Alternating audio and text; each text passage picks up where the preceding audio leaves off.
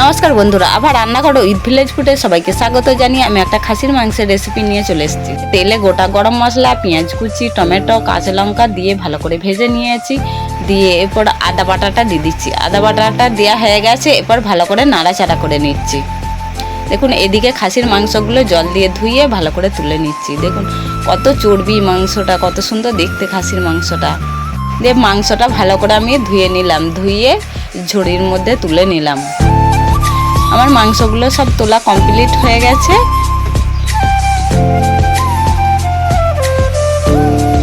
মাংসগুলো দেখুন কত সুন্দর লাগছে, মাংস চর্বির ভর্তি।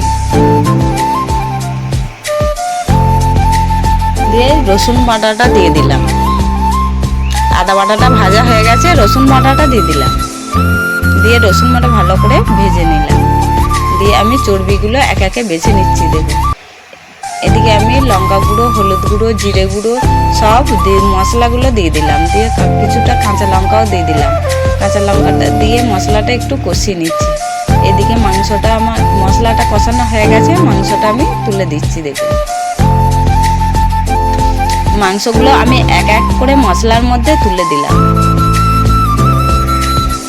দিয়ে মাংসটা ভালো করে নাড়াচাড়া করে কষিয়ে দিচ্ছি। দেখুন আমার মাংসটা নাড়াচাড়া করে কষানো হয়ে গেছে। আমি এবার পরিমাণ মতো জল দিয়ে দিলাম এবং জল দিয়ে দেখুন ফুটে উঠে গেছে, মাংসটা হয়ে এসছে। আলুগুলো দিয়ে দিয়েছিলাম, বলা হয়নি, আগেই আলুগুলো দিয়ে দিয়েছিলাম। মেঘলা ওয়েদারে একটু কষ্ট করে ভিডিওটা দেখে নেবেন। দেখুন রেসিপিটা তৈরি হয়েই গেছে।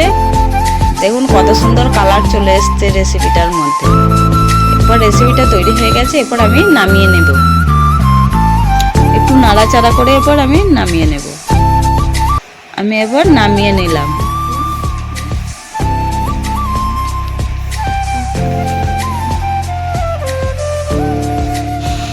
এই ভিডিওটা যদি ভালো লেগে থাকে লাইক, কমেন্ট, শেয়ার করে দেবেন। আর আমার চ্যানেলটাকে সাবস্ক্রাইব করতেও ভুলবেন না। আর আমিও দেখুন একটু টেস্ট করার জন্য তুলে নিয়েছি, আমি একটু টেস্ট করে নিলাম। খুব সুন্দর রান্নাটা হয়েছে, আপনারাও এইভাবে বাড়িতে বানিয়ে খেতে পারেন। নমস্কার বন্ধুরা।